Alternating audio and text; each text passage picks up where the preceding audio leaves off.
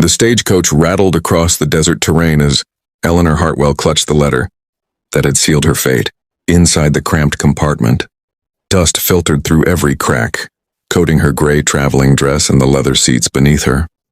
She read the words again, though she'd memorized them weeks ago in Boston. Your marriage to Mr. Augustus Pemberton has been arranged. He is a wealthy railroad magnate who will provide well for you. You depart for Arizona. Territory on the 15th. Her father's signature sat at the bottom, as cold and final as a judge's sentence. Eleanor was 23, educated and headstrong, always qualities her father considered problematic. For an unmarried woman, Augustus Pemberton was 56, widowed twice and, according to rumors, had a temperament as harsh as the desert sun. But he had money and her father had debts. That was all that mattered in her father's world.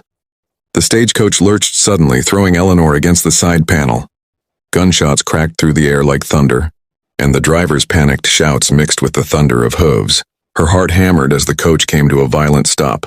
Through the window, she saw riders circling, bandits with faces covered by bandanas. The door flew open and a gruff voice demanded valuables.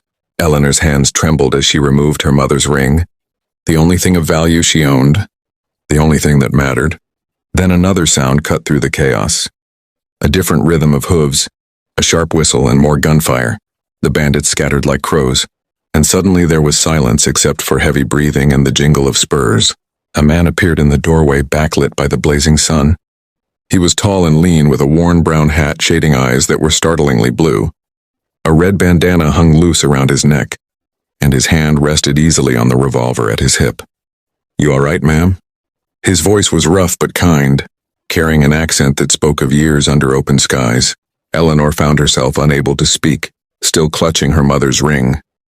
He noticed and smiled slightly, a crooked, genuine expression that transformed his weathered face. Name's Cole Mackenzie. Those boys won't be bothering you again. The driver was injured. His arm grazed by a bullet and the wheel was damaged. Cole assessed the situation quickly, his movements efficient and sure. Nearest town is 15 miles. Can't make it on this wheel and night's coming fast. There's a way station about 3 miles north, abandoned, but it'll give us shelter. Eleanor finally found her voice. You're staying with us? Cole looked at her with those unsettling blue eyes. Can't leave a lady stranded in bandit country, Miss Hartwell. Eleanor Hartwell. Something passed between them in that moment. Something Eleanor couldn't name but felt deep in her chest. Cole helped the driver down and began unhitching one of the horses.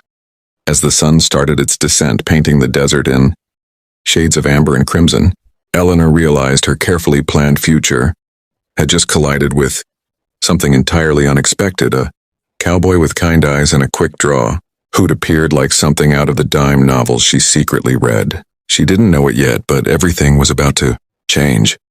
The way station was exactly as Cole had described, abandoned but serviceable, with a roof that mostly held and walls that blocked the cold desert night. Cole built a fire in the old stone hearth while Eleanor tended to the driver's wound with supplies from her traveling trunk.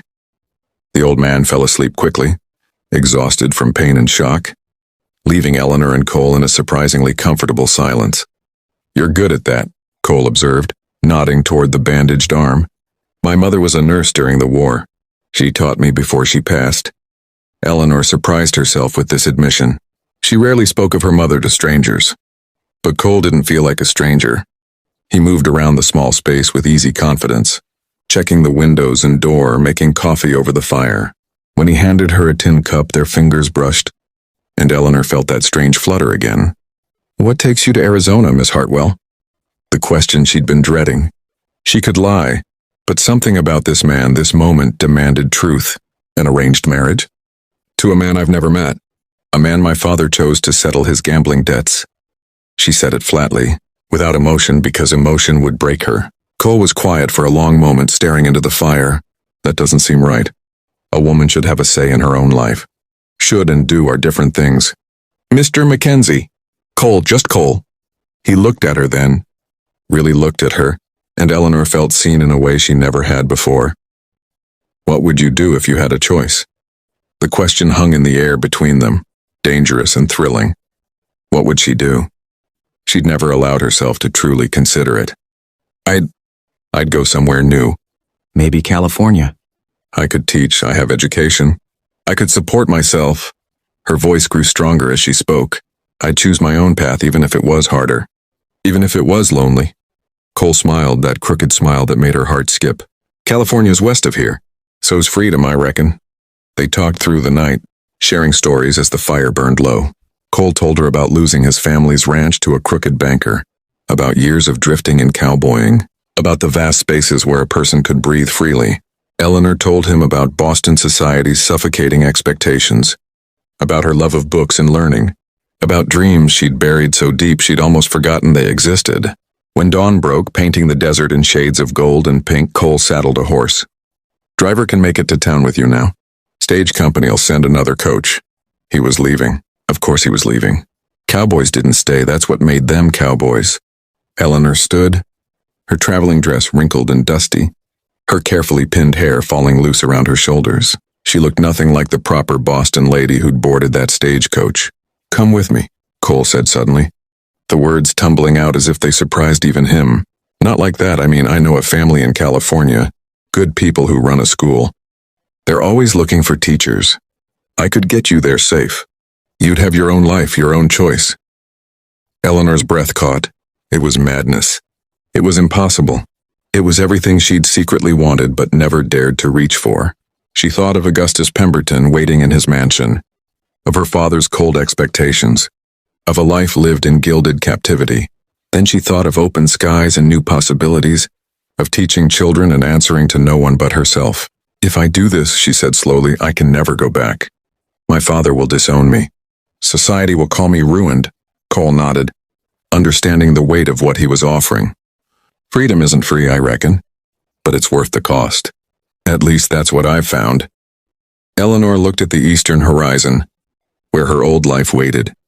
Then at Cole, his hand extended, offering not romance or rescue, but something more precious, a chance. She took his hand. Then let's ride west, Cole Mackenzie. As the sun climbed higher, Eleanor and Cole rode toward the western horizon, leaving behind the arranged marriage and societal chains. The desert stretched endlessly before them, full of promise and uncertainty. Eleanor didn't know what California would bring, but for the first time in her life, the future was hers to write. Sometimes the bravest thing a woman can do is choose herself, and sometimes a cowboy comes along at exactly the right moment, not to save her, but to remind her she could save herself. If this story moved you, imagine what else awaits on this channel. Hit that subscribe button and join our community of story lovers. Every week, we bring you tales of courage, choice, and unexpected journeys that will touch your heart and ignite your imagination. Don't miss the next adventure. Subscribe now, and let's explore these incredible stories together. Your next favorite tale is just one click away.